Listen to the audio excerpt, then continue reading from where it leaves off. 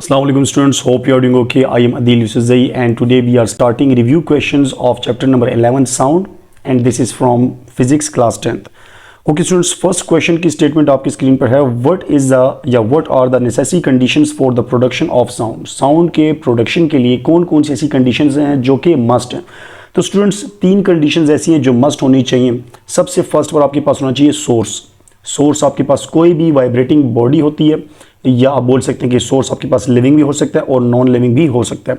Let's suppose आपके पास एक vibrating body जैसे कि ह्यूमन बीइंग भी आपके पास क्या एक लिविंग वाइब्रेटिंग सोर्स है, उससे भी साउंड प्रोड्यूस होता है. Similarly non living, let's suppose आपने कोई मोबाइल फ़ोन पर कोई सॉन्ग लगा दिया तो वो भी क्या एक वाइब्रेटिंग बॉडी है लेकिन वो क्या नॉन लिविंग, तो ये आपके पास सोर्स है. सेकेंड आपके पास जो चीज़ होनी चाहिए वो आपके पास है मीडियम आपके पास सॉलिड लिक्विड गैस कुछ भी हो सकता है. देखिए साउंड आपके पास मैकेनिकल वेव है और मैकेनिकल वेव मीडियम के थ्रू ही ट्रांसफर होती है. इस वजह से यहाँ पर मीडियम का होना बहुत ज़्यादा ज़रूरी है. पहले आपके पास सोर्स, दूसरा मीडियम और थर्ड आपके पास होना चाहिए कोई भी रिसीवर मतलब उस साउंड को कैच करने वाला कोई भी रिसीवर, वो आपके पास लिसनर होता है. लिविंग भी हो सकता है और नॉन लिविंग भी हो सकता है. तो ये तीन चीज़ें मस्ट हैं. सेकेंड क्वेश्चन में आपको बोलते हैं what is the effect of medium on the speed of sound, in which medium sound travel faster, air, solid or liquid? Justify your answer. आपको इस क्वेश्चन में पूछ रहे हैं कि किस मीडियम में स्पीड ऑफ साउंड सबसे फास्टर होती है, आप इसको आंसर करें. देखिए स्पीड ऑफ साउंड किस चीज़ पर डिपेंड करती है, पहले हमें ये देखना. स्पीड ऑफ साउंड डिपेंड करती है डेंसिटी ऑफ मीडियम पर. तो जिस मीडियम की डेंसिटी ज़्यादा होगी लाजमी बात है स्पीड ऑफ साउंड भी उसमें ज़्यादा होगा. तो आपके पास जो सॉलिड है उसकी डेंसिटी सबसे ज़्यादा होती है, फिर लिक्विड की और फिर गैस के पार्टिकल्स सबसे ज़्यादा कम होते हैं एक वॉल्यूम में. तो सिंपली हम ये बोल सकते हैं कि सबसे ज़्यादा स्पीड ऑफ साउंड होगी सॉलिड में, उसके बाद लिक्विड में और देन गैसेस में जो speed of sound eight 20 Celsius होती है वो है 343 या 346 मीटर पर सेकेंड. सिमिलरली लिक्विड में स्पीड ऑफ साउंड होती है 5 time of speed of air sound की स्पीड, और सिमिलरली जो सॉलिड है इसमें 15 टाइम इंक्रीज हो जाती है. नाउ स्टूडेंट्स इसके बाद आपके पास 11.3 रिव्यू क्वेश्चन इसमें पूछते हैं how can you prove the mechanical nature of sound bye simple experiment. हमने ये प्रूव करना है कि क्या साउंड वेव्स मैकेनिकल वेव्स हैं, इसका हमने एक्सपेरिमेंट प्रूव करना है. तो स्टूडेंट्स हमने एक एक्सपेरिमेंट डिस्कस किया था जिसमें हमें ये पता चला कि विदाउट मीडियम साउंड ट्रैवल नहीं कर सकता. इसके लिए आपके पास एक ग्लास चैम्बर है, उस ग्लास चैम्बर में आप अगर देखें तो आपके पास एक इलेक्ट्रॉनिक बेल पड़ी हुई है. जिस तरह आपके पास बेल होती है वो आपके पास पड़ी हुई है और इसका ऑन ऑफ का स्विच भी आपके पास है. और शुरू में इसके बीच में एयर के पार्टिकल्स हैं और इसके बीच में दो वैक्यूम पंप्स लगे हुए हैं, वैक्यूम सक्कर पंप लगे हुए हैं जो कि इससे एयर को बाद में बाहर निकालेंगे. तो शुरू में ऐसा होता है स्टूडेंट्स कि आपने इस वैक्यूम पंप्स को ऑफ किया हुआ है, मतलब एयर पार्टिकल्स अभी भी इस ग्लास चैम्बर के बीच में, और आप जैसे ही बटन ऑन करते हैं इलेक्ट्रॉनिक बेल का तो बेल क्या करती है वाइब्रेट करना स्टार्ट करेगी, जिसकी वजह से आपको प्रॉपर साउंड उसका फील हो रहा होगा. लेकिन जैसे ही आप वैक्यूम पंप्स को ऑन करेंगे तो यहाँ से जितनी भी इसके बीच में एयर है इसको सक करना बाहर की तरफ स्टार्ट कर देगा, इजेक्शन स्टार्ट हो जाएगी एयर पार्टिकल्स की. तो जो यहाँ से एयर के पार्टिकल बाहर निकलते जाएंगे आपको फील होगा, आपकी एयर प्रॉपर तरीके से फील कर सकेंगे कि जो साउंड आपको पहले आ रहा था वो डिक्रीज होता जा रहा है उसका लेवल. तो आखिर में आपको आवाज़ बहुत ज़्यादा कम आएगी. तो हमें यहाँ पर ये प्रूव हो जाता है कि साउंड को ट्रैवल करने के लिए मीडियम की बहुत ज़्यादा ज़रूरत पड़ती है, और जैसे आपने मीडियम में से रिमूव किया तो आपके पास साउंड की जो इंटेंसिटी है, लाउडनेस है, वो डिक्रीज होती गई. नाउ स्टूडेंट्स नेक्स्ट आपके पास क्वेश्चन है 11.4. इसमें कह रहे हैं what do you understand by the longitudinal wave, describe the longitudinal nature of sound wave. देखिए वेव की काफ़ी टाइप है, तो वेव की आपके पास डायरेक्शन के हिसाब से दो टाइप्स बनती है. एक आपके पास है ट्रांसवर्स वेव और दूसरी आपके पास है लॉन्गिट्यूडनल वेव. यहाँ पर ये बात करें कि साउंड वेव आपके पास लॉन्गिट्यूडनल वेव है, बिल्कुल साउंड वेव आपके पास लॉन्गिट्यूडनल वेव है. इसका मतलब ये है कि इसके बीच में आपके पास जो एनर्जी की डायरेक्शन है और जो पार्टिकल ऑफ मोशन है, मतलब वेव के जो पार्टिकल्स हैं उसकी जो मोशन होती है उसकी डायरेक्शन और एनर्जी की डायरेक्शन दोनों एक ही डायरेक्शन में होते हैं स्टूडेंट्स. मतलब इन दोनों के बीच में एंगल डिफरेंस जीरो होता है, मतलब पैरेलल टू ईच अदर होते हैं. तो ऐसी वेव की टाइप को हम क्या बोलते हैं, लॉन्गिट्यूडनल वेव. क्लियर हो गया. और साउंड भी आपके पास लॉन्गिट्यूडनल वेव है. नेक्स्ट आपके पास क्वेश्चन है 11.5. इससे पूछते हैं sound is a form of wave, list at least 3 reason to support the idea that sound is a wave. पूछ रहे हैं कि साउंड एक वेव है, इसको प्रूव करो. जस्ट देखिए अब वेव की जो प्रॉपर्टीज़ हैं वो भी वही प्रॉपर्टीज़ आपके पास साउंड की भी. वेव की 3 प्रॉपर्टीज़ हैं, रिफ्लेक्शन, रिफ्रैक्शन और डायफ्रैक्शन। और यही तीन प्रॉपर्टीज आपको देखने को मिलती है किसमें, साउंड में। साउंड रिफ्लेक्शन भी करता है, इको और रिवर्बरेशन आपके पास किसकी एग्जांपल है, रिफ्लेक्शन की।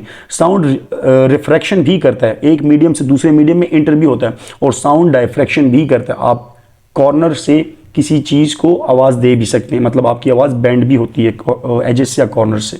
तो तीनों की तीनों प्रॉपर्टीज आपके पास साउंड की ऐसी हैं जो वेव्स की भी प्रॉपर्टी, तो हम बोल सकते हैं कि साउंड भी आपके पास टाइप ऑफ वेव है।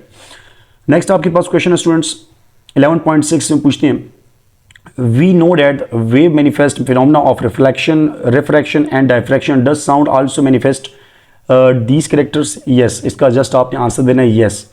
नेक्स्ट आपके पास है 11.7 से पूछते हैं, what is the difference between the loudness and intensity of sound, derive relationship between the two. आपको पूछ रहे हैं कि लाउडनेस और इंटेंसिटी के बीच में क्या डिफरेंस है, पहले तो ये पूछ रहे हैं। देखिए लाउडनेस आपके पास क्या एक सेंसेशन है जो हमारे कान महसूस करते हैं, क्लियर। जबकि इंटेंसिटी ऑफ साउंड आपके पास लेट्स सपोज एक एरिया है, यूनिट एरिया में से जितनी साउंड एनर्जी पास होती है 1 सेकेंड में, उसको हम क्या बोलते हैं, इंटेंसिटी बोलते हैं। दूसरी बात, लाउडनेस का आपके पास यूनिट नहीं होता, जबकि आपके पास इंटेंसिटी का यूनिट है वॉट पर मीटर स्क्वायर। और एक और बात, लाउडनेस आपके पास सब्जेक्टिव क्वांटिटी मतलब पर्सन टू पर्सन वेरी करती है, जबकि जो इंटेंसिटी ये आपके पास ऑब्जेक्टिव क्वांटिटी हर एक पर्सन के लिए एक जैसी होती है। सिमिलरली आपके पास एक और डिफरेंस ये है कि लाउडनेस आपके पास डिपेंड करती है फिजिकल कंडीशन पर, जबकि इंटेंसिटी आपके पास फिजिकल कंडीशन पर डिपेंड नहीं करती। ये कुछ डिफरेंसेस है, मेन डिफरेंसेस आप पीछे मेंशन कर सकते हैं। रिलेशन की बात करें तो रिलेशन आपके पास क्या है, loudness is directly proportional to log of I. I आपके पास है इंटेंसिटी, ये इसके बीच का रिलेशन है। नेक्स्ट आपके पास है, on what factors does the loudness of sound depends, loudness किन किन चीज़ों पर डिपेंड करती है। देखें सबसे पहली बात तो ये कि लाउडनेस डिपेंड करती है एम्पलीट्यूड पर। एम्पलीट्यूड और लाउडनेस का आपस में डायरेक्ट रिलेशन है। अगर आप एक बॉडी का, एक वाइब्रेटिंग बॉडी का एम्पलीट्यूड ज़्यादा कर देंगे तो लाउडनेस भी ज़्यादा हो जाएगी, क्लियर। सिमिलरली आपके पास एरिया ऑफ वाइब्रेटिंग बॉडी के साथ भी रिलेशन है। अगर आपके पास एक वाइब्रेटिंग बॉडी का एरिया ज़्यादा होगा, वहाँ पर लाउडनेस भी ज़्यादा होगी। थर्ड आपके पास है distance from vibrating body of listener. जितना आपके पास एक वाइब्रेटिंग बॉडी का डिस्टेंस आपसे ज़्यादा होगा, उतनी ही उसकी लाउडनेस आपको डिक्रीज हो जाएगी, मतलब इनवर्स रिलेशन है। अगर डिस्टेंस ज़्यादा होगा तो लाउडनेस कम हो जाएगी, सिंपल। और फिजिकल कंडीशन पर भी डिपेंड करता है स्टूडेंट्स, ये मैं पहले भी आपको पढ़ा चुका हूँ, कैरेक्टरिस्टिक ऑफ साउंड में यहाँ पर आप देख सकते हैं। नेक्स्ट हमारे पास है 11.9 से पूछते हैं, what do you mean by the term intensity level of sound, name and define the unit of intensity level of sound. देखिए इंटेंसिटी लेवल ऑफ साउंड क्या आपके पास, जब भी आप दो इंटेंसिटीज के बीच में डिफरेंस लेते हैं, एक आपके पास अननोन इंटेंसिटी और दूसरी आपके पास सबसे जो फेंटेस्ट इंटेंसिटी, इन दोनों के बीच में जब आप डिफरेंस लेते हैं तो इससे आपके पास जो चीज़ बनती है उसको बोलते हैं इंटेंसिटी लेवल। इसको हम डिनोट करते हैं बीटा के सिंबल से, क्लियर। और इसका आपके पास यूनिट क्या है, इसका आपके पास यूनिट दो हैं। एक आपके पास है बेल, बेल आपके पास इंटेंसिटी का यूनिट है, और आपके पास बेल बड़ा यूनिट है, और इसके लिए हम जो छोटा यूनिट यूज़ करते हैं वो हमारे पास है डेसीबेल, और 1 बेल बराबर होता है 10 डेसीबेल के। क्लियर हो गया स्टूडेंट्स। नेक्स्ट हमारे पास 11.10, इसमें पूछते हैं, what are the unit of loudness, why do we use logarithmic scale to describe the range of the sound intensities we hair.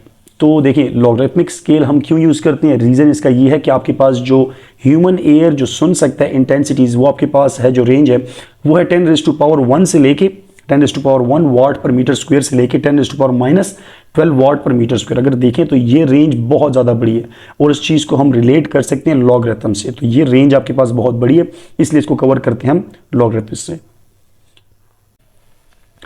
11.11 में पूछते हैं, what is the difference between frequency and pitch, describe the relation graphically. देखिए आपको इसमें दो question पूछे, pitch और frequency के बीच में डिफरेंस। तो मैं पहले आपको बता दूं फ्रीक्वेंसी क्या चीज़ है। फ्रीक्वेंसी आपके पास है नंबर ऑफ वाइब्रेशन पर सेकंड। एक सेकंड में एक वेव जितनी वाइब्रेशन या जितनी साइकिल कंप्लीट करती है उसको हम क्या बोलते हैं, फ्रीक्वेंसी बोलते हैं।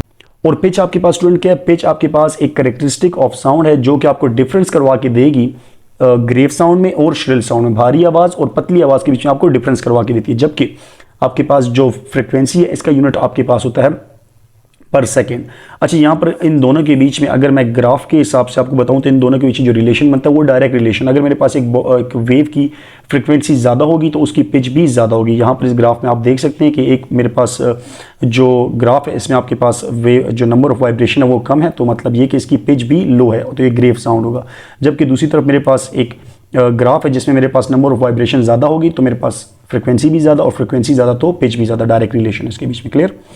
नेक्स्ट हमारे पास है 11.12, इसमें पूछते हैं describe the effect of change in amplitude on loudness and effect of change in frequency on pitch of sound. दो चीज़ें पूछ रहे हैं, लाउडनेस और एम्पलीट्यूड का रिलेशन पूछ रहे हैं। तो सिंपल जैसी बात, अगर मेरे पास लाउडनेस ज़्यादा मैं करना चाहता हूँ तो उसके लिए मुझे एम्पलीट्यूड को ज़्यादा करना पड़ेगा, मतलब amplitude is directly proportional to loudness, ये रिलेशन भी हम ले सकते हैं। जबकि दूसरी तरफ कह रहे हैं कि फ्रिक्वेंसी और पिच के बीच में, इन दोनों के बीच में भी डायरेक्ट रिलेशन है। अगर मैं फ्रिक्वेंसी ज़्यादा करूँगा तो मेरे पास पिच भी ज़्यादा हो जाएगी, पिच ज़्यादा होने का मतलब यह है कि श्रिल साउंड प्रोड्यूस होगा। Next we have if the pitch of sound is increased, what are the changes in the following। तो आपको कह रहे हैं कि अगर एक साउंड है उसकी पिच को मैं इंक्रीज कर देता हूं, तो आपको नीचे चार क्वांटिटीज दी गई हैं, आपको बोल रहे हैं कि इसके बीच में क्या चेंजेस आएंगी। देखिए सबसे पहले फ्रीक्वेंसी की बात कर लेते हैं। Frequency is directly proportional to pitch, तो यहाँ पर बोल रहे हैं कि पिच इंक्रीज हो रहा है, इसका मतलब कि यहाँ पर फ्रीक्वेंसी भी इंक्रीज हो जाएगा। तो पहला तो हमारे पास इंक्रीज आ गया। पार्ट बी यहाँ पर हमारे पास है वेवलेंथ। तो वेवलेंथ का रिलेशन डायरेक्ट पिच के साथ तो नहीं आता, लेकिन फ्रीक्वेंसी के साथ इसका एक रिलेशन है, v is equal to f lambda. अगर यहाँ से मैं वेवलेंथ का रिलेशन निकालूं तो यहाँ पर मेरे पास वेवलेंथ और फ्रीक्वेंसी के बीच में इनवर्स रिलेशन आएगा।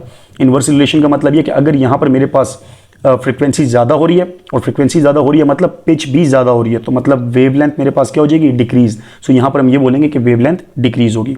नेक्स्ट आपके पास है स्पीड हमारे पास इंक्रीज होगी। और लास्ट में हमारे पास है एम्पलीट्यूड। तो एम्पलीट्यूड स्टूडेंट्स हमारे पास कांस्टेंट रहेगा, क्योंकि एम्पलीट्यूड का कोई रिलेशन यहाँ पर इसके साथ नहीं बनता। नेक्स्ट वी हैव 11.14, इसमें पूछते हैं इफ वी क्लैप और speak in front of a building while standing at a particular distance we refer our sound after some time we rehear our sound after some time, can you explain how does this happens। तो आपको simple बोल रहे हैं कि अगर आप एक building के सामने खड़े हो गए और वहां पर उसके सामने क्लैप करते हैं तो आपको थोड़ी देर बाद अपनी आवाज़ वापस सुनाई देती है, रीहेयर होती है। ये क्या हो रहा है ये पूछें सिंपल। तो this is called reflection of sound. Sound की एक प्रॉपर्टी हमने क्या पढ़ी, रिफ्लेक्शन ऑफ साउंड। तो यहाँ पर साउंड जा रहा है ओरिजिनल साउंड और फिर वापस आ रहा है, मतलब यहाँ पर हो रहा है रिफ्लेक्शन ऑफ साउंड। और रिफ्लेक्शन ऑफ साउंड के आपके पास दो टाइप्स, एक को हम बोलते हैं इको और दूसरे को हम बोलते हैं रिवर्बरेशन। वो बात की बात है किसमें क्या होगा, लेकिन रिफ्लेक्शन ऑफ साउंड हो रहा है। Next we have what is the audible frequency range for human ear, does this range vary with the age of people, explain. आपको सिंपल पूछे कि ऑडिबल फ्रीक्वेंसी रेंज क्या है ह्यूमन बींग्स के लिए। तो स्टूडेंट्स ह्यूमन जिस रेंज में सुन सकते हैं आवाज़, वो आपके पास है 20 हर्ट्ज़ टू 20 किलो हर्ट्ज़ या 20,000 हर्ट्ज़ भी आप इसको बोल सकते हैं। मतलब मिनिमम आप जो सुन सकते हैं आवाज़ वो है 20 हर्ट्ज़ की, और मैक्सिमम जो सुन सकते हैं वो आपके पास है 20,000 हर्ट्ज़ की। और बिल्कुल ये एज के साथ जो है चेंज होती रहती है। जैसे जैसे एज ज़्यादा होती रहती है वैसे ही ये रेंज डिक्रीज़ होती जाती है, और जो चिल्ड्रंस होते हैं उनके लिए ये ज़्यादा होती है वैसे।